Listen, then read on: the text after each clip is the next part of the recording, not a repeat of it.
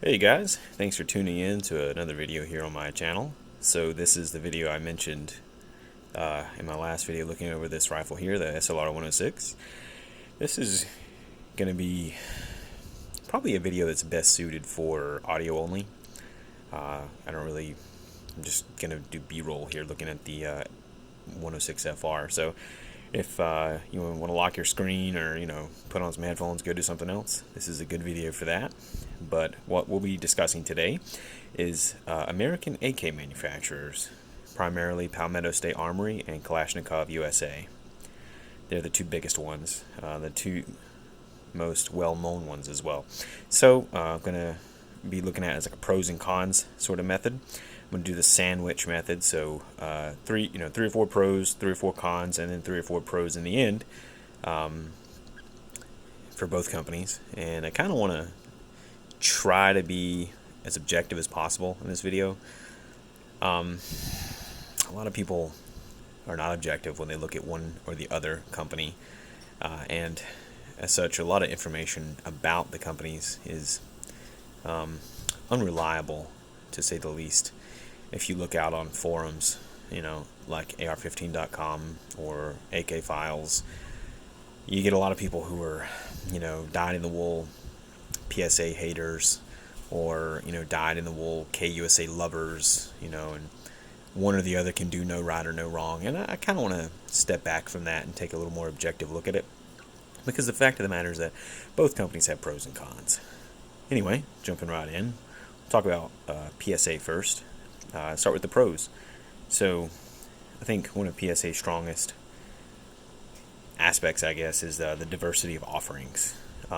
There is no other AK manufacturer that puts out as many different models of AKs as PSA does. I mean, they got the 104s, now the 102s, the 105s, and they have the full-length 74s, the full-length AK-103s, and the full-length AK-101 is coming, which is pretty awesome. Not to mention they have the 7.62s already, the standard AKM pattern rifles, and they're working on a Chinese Type 56 clone Spiker clone, which is awesome. I mean, that's like 6 or 7 different models right there, and they really have something for everyone when it comes to what model of AK you want. Another good thing about K-USA is the cadence of release. It seems like K-USA is releasing PSA, Palmetto State Armory. Another good thing about Palmetto State Armory is the cadence of release. It seems like PSA is releasing a new model every 2 or 3 months, 3 or 4 months. It's awesome. They're very good about getting stuff to market, and I think that ties into the next point that I'm going to say is their manufacturing capacity. PSA can manufacture some product. If you look at the diversity of the stuff that they offer in the AR-15 market as well. Now, granted, they subcontract a lot of the barrels out, but as far as like upper receivers, lower receivers, things like that, they have the ability to mill that in-house. And I think that is one of PSA's greatest strengths, is they can put out a sheer volume of product that no other AK manufacturer in the U.S. at least can compete with. Not K-USA, not Riley, not what else is there? I think that's really about it now. Rifle Dynamics isn't a manufacturer; they just assemble stuff and charge you an arm and a leg for it. Anyway, not to get distracted. So yeah, I think that is one of PSA's greatest strengths. They can flat put some numbers on the market, and there's something to be said about being able to get stuff to market. I know that their new products always sell out immediately, but it's never long before that new product is in stock again. And that is a tremendous benefit to the people who want these new products. So getting into some cons, like it or not, Palmetto State Armory, their quality control program is not as robust as it could be. Granted, as I said before, they're putting out a lot of numbers, and it's inevitable when you make a high volume of anything that you'll have some lemons get through. And that's true for PSA and any manufacturer, really. I mean, look at automotive manufacturers. How many of their new products have a recall because of some stupid little thing is wrong with it? So I'm not, going to drag PSA over the coals for that. But I will say, on their newer models of AK, on every time they release a new model of AK, they always have problems. Especially like the 105s. Man, the 105s are just a dumpster fire when they first released. And the 74s were bad too. I mean, they were puncturing primers. The firing pin channel was too big, getting pop primer stuck in it. The AKV, when it first came out, had to have a total recall, and they had to install a bracket to keep spent brass from going behind the bolt carrier and rendering the gun inoperable. So they're, I'm not necessarily sure that boils down to QC as much as it boils down to a failure to beta test their guns properly, a failure to work out the kinks 100% before a new product is on the market or a new product is released. And I think that's my next point, is that PSA does allow the public to help them find problems with their new models. So, that's a little unfortunate. There is, like it or not, guys, with AKs and PSA, there is an early adopter tax, and that is the fact that there's a good chance you're probably going to have to send that rifle back because it may have issues, especially if you buy a product when it is like the first week it's out. And another negative thing is PSA does engage in some rather heavy-handed censorship on their forums, more so than social media. They tend to let people make their nasty comments on Facebook and Instagram, but when it comes to forums, especially on ARFCOM, there is some censorship, and they were on the AK files there for a while, but they ditched that. They're no longer on the AK files, and that's because they got criticism constantly, because they did criticize people who criticized them, and there was some censorship that was being engaged in. And there for a while, PSA was engaging in censorship, especially on the Facebook page, but that's let up now. So I don't really appreciate, censorship. It's not really a good thing. And I think the last con is sometimes I think PSA over promises and under delivers a little. What I mean by that is this is not necessarily related to AKs, but it is an indicative of them as a company. Like the PSA MP5, that's permanently shelved. Now, granted, Sentry bringing in $1,000 Turkish MP5s, that's put the price of an MP5 through the floor. So it may just be a business decision, but that PSA MP5 was announced, I want to say, in 2018, 2017, 2018, something like that. And then it was crickets for years and years after that. And then it's, they recently admitted, okay, project has been permanently shelved. So, but, that's not unusual to any manufacturing company to cancel a product before it's on the market. I mean, if you look at cars do that constantly. Accessory manufacturers for guns do that constantly. Anyway, back to some pros for PSA. Fact of the matter is that they do have an awesome customer service, / warranty.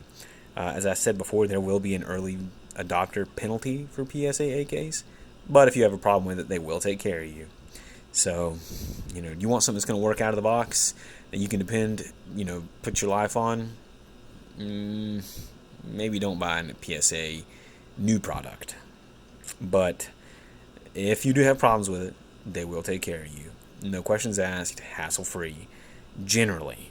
I've seen some exceptions to that, but generally, they get people's guns working for them, which I really appreciate. Another good thing about them is a good marketing balance, and I think that that kind of ties into the diversity of offerings. They don't just post the same gun over and over and over and over and over and over and over again on their social media. They post different models of different guns. They post kind of inside looks at the manufacturing processes, and I don't think they try to hype new products too much before they come out, which I really appreciate that.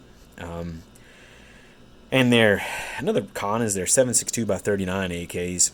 generally seem to be good to go. When they first came out, like the GF1, GF2, they would consistently lose headspace and have small parts like extractor springs and things like that fail on them, and they had terrible QC issues. But that's been about 10 years ago, something like maybe 7 or 8. I don't remember. But I remember back in the early days of the AK Operators Union, the GF1s and 2s were having some pretty significant issues. But their 7.62 guns seem to be a solved problem. And I would, if somebody, came to me and asked me, what's a good 7.62 AK to get for as cheap as possible, I'd say a PSA. If money's not so much a concern, go with the WBP Fox, go with the Wasser. If you really balling, go with the Sam 7 SF. But, anyway, moving on, I think another good thing about PSA is that they are, quote, an activist manufacturer. At least in their marketing terminology, they do seem to be very pro-consumer and pro, quote, Second Amendment. And they are responsive. I will say, for all the problems with new products and all their cons in general, they are a responsive company. They do seem to have a pretty good pulse on the AK community, and they do seem to have a bit more agility and nimbleness in their marketing. They're not quite as rigid, and they do seem to understand what people want, and they are very plugged in with the community, which is awesome. And I would love to work with or work for PSA in the future. They do seem like a decent company, and for all the hate they get on certain forums, I think in general they are a good thing for the AK community. A very good thing. They're a very good thing to have in the AK community. Okay, so moving on to Kalashnikov USA, starting with some pros. They have legitimate 100 series TDPs.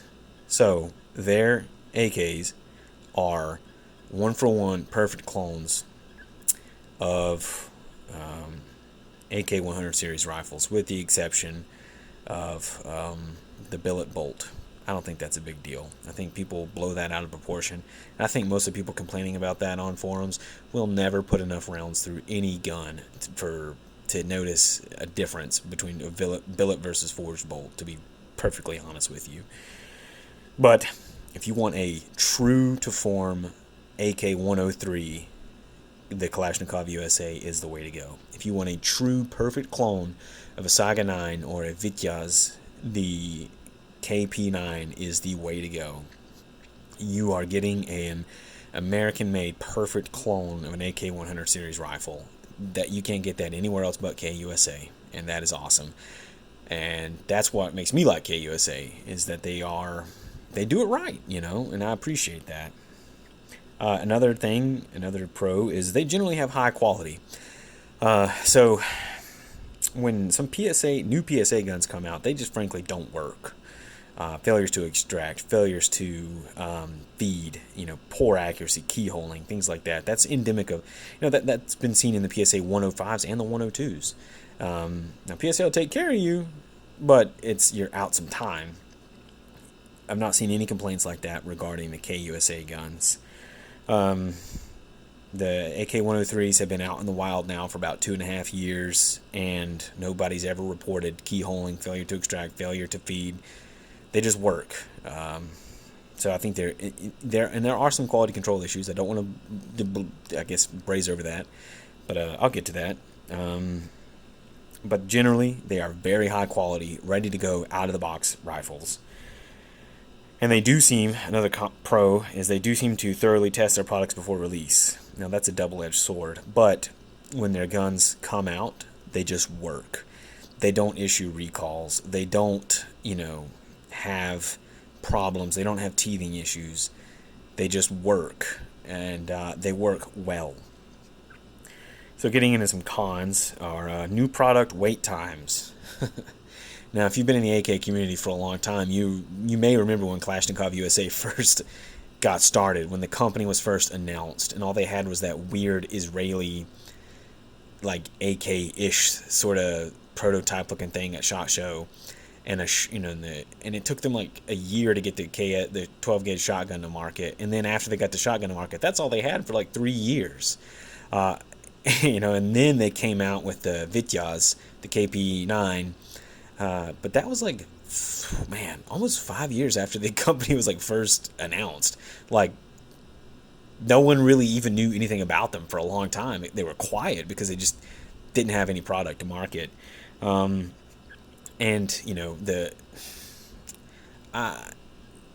so the KR103 fixed stock came out, and it was I think it was like a year and a half until the side folder came out, or a year almost until the side folder came out. And the only difference between them being the rear folding stock. Now, I realize that's probably a subcontractor issue and not necessarily an issue with K-USA themselves, but it is up to K-USA to solve that issue so that their new products don't take so damn long to get to market. They have engaged in rather heavy-handed social media censorship on Facebook and Instagram. You make a comment that they think is offensive, they'll delete it and block you. I myself have been blocked on KUSA social media once before for stating that most people got shotguns in the mystery box. That's not a dig. That's all I said. That's not a dig against KUSA. That's not an insult. That's just the truth. Most people did get shotguns in their mystery boxes, and KUSA deleted my comment and blocked me. I emailed them and said, hey, yo, what gives? And then they they unblocked me and sent me a warning via direct message to watch what I say, which is rather heavy-handed in my opinion. So I really don't like the fact that KUSA engages in very heavy-handed censorship on their social media. And another ding is, frankly, shifty marketing. I think the mystery box was a mistake on KUSA's part. I think they know good and well they did not send out a single KR101, but they used the KR101, the model, the 5.56 AK101 that everyone wants. They used that to, frankly, in my opinion, bait people into buying the mystery box. There was a thread on Reddit where people were keeping track of what they got in the mystery box, and it was almost all KP9s or shotguns. Now, KP9's an awesome gun, and if you don't have one, great. But a lot of people already had KP9s that bought those mystery boxes. I think they know good and well they did not send out a single KR101, nor did they have any intention of it, because I think the only KR101s they had when that happened were working prototypes, and they're not going to send a prototype gun out to the public. So I don't really, another ding against their marketing is they really push hype. They push hype a lot. They tease people, and I think that boils back into the new product wait times. They hype up a product for a really, really long time, and then it takes so long to get to market that people are annoyed by the time it comes to market. And in all fairness, this is not just a KUSA thing. A lot of companies do this. Look at Flux Defense, for instance. The Raider, oh man. There have been people that have been waiting 3 years to buy one, and they only release 400 a year, and they get snatched up and then put on Gunbroker for 3 or 4 times what they cost from the manufacturer, and Flux Defense, I mean, the guy's just biting off more than he can chew. And I don't say that as a ding. He's a small business owner, and I respect that. I'm a small business owner. I want him to succeed. But I shouldn't make this personal, sorry. Flux Defense is a good example of a company that hypes a product to the point where their customers who haven't been able to get the product literally begin to resent them. And KUSA has some of that. I think they are a little unreliable, to say the least, on the release dates of products. For instance, we were told at SHOT Show 2022 that the KP104 pistol, the AK104 pistol, would be out 30 days from SHOT Show, and it's almost the 1st of September, and they've just now started shipping them. There are people that ordered one back in the beginning of August when they, quote, released, but that, waited 30 days to get a shipping notification. So, don't really appreciate that. Again, that's probably a subcontractor issue. I get it, but Don't announce a product if you can't get it to market. Another thing is, and then the other example is, we were told 90 to 120 days from SHOT Show for the KR101. And it's, again, it's almost the 1st of September, and crickets on the KR101. So, kind of stinks. But, back to some pros to KUSA, is they do have a willingness to engage with the audience. Their Facebook live streams where they just got on there and answered people's questions. Although it was always, where's the crink? Where's the 545? Where's the 556? They patiently answered those questions for like 2 hours at a time. So they do have a willingness to engage with the audience. And they are fairly active on social media, trying to engage with the audience, trying to give people more of a transparent look, in some aspects, transparent look into what makes them different as a company, which I appreciate that. Again, another pro would be just the fact that they have legit 100 series TDPs. They've said multiple times now that, hey, we got the AK-100 series technical data packages from Kalashnikov Concern, or whoever. They didn't say who they got it from, which is probably pretty smart. Sanctions and all. Anyway, guys, they just, like, they make a true AK-103. They make a true AK-104. Hopefully they'll make a true AK-101 and AK-74M and a AK-105. Hopefully they'll get that. Hopefully they'll knock those products out of the park. And then another pro is the fact that they offer their small parts for sale. So, like, you can go on KUSA's website right now and buy their 90-degree gas blocks and 24mm front sight blocks, and they'll press right onto a Saiga barrel. The tolerances are so well done that you can legitimately use those parts to convert your Saigas. Now, I don't know how many people are sitting on unconverted Saigas and think that 2022 is the best time to start the conversion process. But if you do, if you are in that boat, then KUSA's got you covered, which is pretty great. So I guess that pretty much wraps it up. Thanks for listening to me ramble.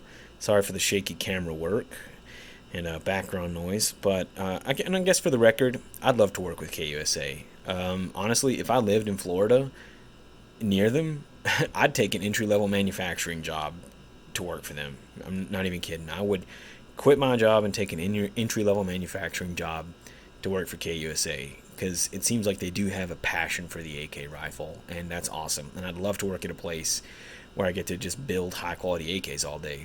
I mean, that's like a dream. That'd be awesome. I mean, heck, even if I was sweeping the floors or, blowing chips off a CNC, that would be awesome to just be involved in the process somehow. But anyway, thank you guys for listening to me ramble, tuning in, and I guess for the record, the reason I didn't cover Riley Defense is I don't really know much about Riley. I don't really have any experience with Riley products at all, and they don't have as big of a social media presence, nor as much of a presence on the forums, though there are a lot of people on the AK file specifically. They get a lot of flack. I don't know if that's warranted. They do seem to be a company that is responsive and does have a good customer service. It's really about all I can say. I don't know the quality of their products, frankly, but I appreciate you guys listening all the way to the end here. And if you have any ideas for future videos, anything that you would like to see, feel free to let me know down in the comments. Well, I'll catch you guys next time.